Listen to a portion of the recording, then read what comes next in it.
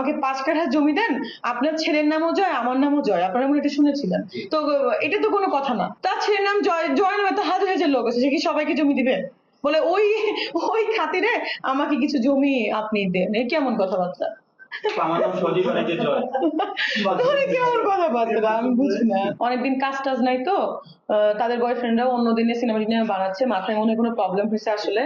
তো আর তার যে বয়ফ্রেন্ডরাও আছে আমাকে কিন্তু স্পেশালি মেসেজ করে, ইন্ডিয়াতে গিয়েছিলাম দেখা হয়েছিল, এগুলো সে মনে হয় জানে না। আর আর মনে হয় সে জেনেছে হোয়াটসঅ্যাপটা চেকিং করে, এই জন্য পার্সোনাল মানে জেলাসি থেকে বলেছে। কারণ তাকে কিন্তু তার সাথে আমার খুব ভালো রিলেশন ছিল কদিন আগে, বরানিতে দেখা হইতো, কথা হইতো, তুমি করে করে বলে, তুই করে করে হাত দেয়। হঠাৎ করে আমাকে দেখতে পারছে না কেন?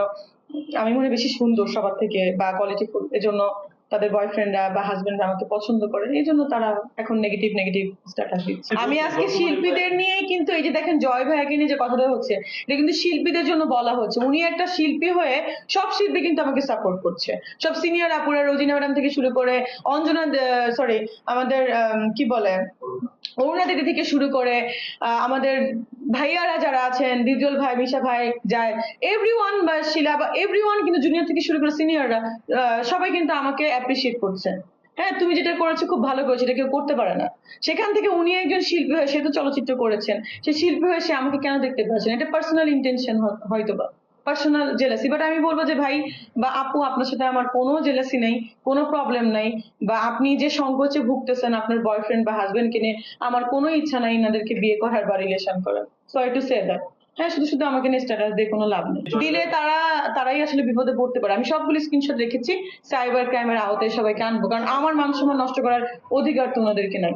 উনি কিন্তু ওর সিনিয়র আপু হয়ে সে চাইলে কিন্তু আবার কি করতো, ওনাকে ফোন করতে পারতো জয় ভাইয়াকে, যে এই দরকার নেই, এটা আমরা ঝামেলা না পাকাই, আমাকে বলতে পারতো ঠিক আছে তুমি কথা বলো। সে না করে কি করলো, একটা সুন্দর করে স্ট্যাটাস মেরে দিল তার কিছু ফ্যান ফলোয়ার্স বাড়ার জন্য, আবার সে আলোচনায় আসার জন্য। হয়তোবা তার এখন কোনো কাজ নাই, সে একটু আলোচনায় পাচ্ছে না। আমি চাই না কেউ আমার কাছে মাফ চাক, আমি চাই অ্যালার্ট করতে মানে যে আমাকে নিয়ে স্ট্যাটাসটা দিবেন না। শুধু আমাকে নিয়ে কেন, কাউকে নিয়ে আপনি ইনফ্যাক্ট দিতে পারেন না, কেন দিবেন আপনি? বিষয়টা কিন্তু ওইটা, আপনি কারো মান সম্মান কেন নষ্ট করবেন? আমার যে সমাজে কয়জন ওনার আইডিতে দেখলো, ফিউ আর্টিস্ট বা ফিউ জনগণ তাকে দেখে চিনে, হোয়াট এভার, তো সেটাও তো আমার একটা মান সম্মান নষ্ট হচ্ছে, দিবে কেন? এটা তো একটা আইন আছে স্যার, মানে কারোকে হ্যারেজমেন্ট করা বা কাউকে মান সম্মান নষ্ট করে করতে পারে না কেউ কাউকে। মৌসুমী আপু থেকে শুরু করে এভরিওয়ান, সানি ভাই তাকে থাপ্পড় দিয়েছিল সবাই জানেন। তো বিষয়টা কিন্তু ওরকমই, সবাই কিন্তু বয়কট যদি করি তাহলে কি হবে? দেখেন আমাদের তো আর্টিস্টদের একটা রেসপেক্ট আছে, সব দেশে কিন্তু আর্টিস্টদেরকে অন্যভাবে দেখে, স্বয়ং ইন্ডিয়াতে মানে আর্টিস্টদেরকে পূজা করা হয়, আপনি জানেন। তো আমাদের এখানে আর্টিস্টদেরকে কেন এভাবে দেখা হয় জানেন? কারণ হচ্ছে এরকম কিছু প্রোগ্রাম হয়, আমরাই কিন্তু যাই, আমিও গিয়েছি। সো ভুল কিন্তু আমাদেরই, আমরাই আমাদের ভুল করছি, আমরাই আমাদের আর্টিস্টদের সম্মান রাখছি না। যেমন আমি যে কথাগুলো বলেছি সবাই আমাকে সাপোর্ট দিচ্ছে, এরকম সবাই আসলে বয়কট করলেই আসলে আমরা কিন্তু এখন ইউনিটি নাই আমাদের ভিতরে। ঠিক আছে, ইউনিটিটা ক্রিয়েট করলে কিন্তু আজকে এই এরকম এরকম প্রোগ্রাম গুলো কিন্তু আস্তে আস্তে অফ হবে। তো আমি সবার উদ্দেশ্যে বলতে চাই, সব যারা আর্টিস্ট আছেন দয়া করে নিজেদের সেলফ রেসপেক্টে রাখার চেষ্টা করবেন। সেলফ রেসপেক্ট অনেক ইম্পর্টেন্ট থিং। আপনি টাকা চলে গেলে টাকা পাবেন, টাকা কিন্তু অনেকেই ইনকাম করতে পারে, অনেক লোয়ার ক্লাস থেকে শুরু করে হায়ার ক্লাসের সবার টাকা থাকে, কিন্তু সম্মান একবার চলে গেলে সম্মানটা পাওয়া যায় না।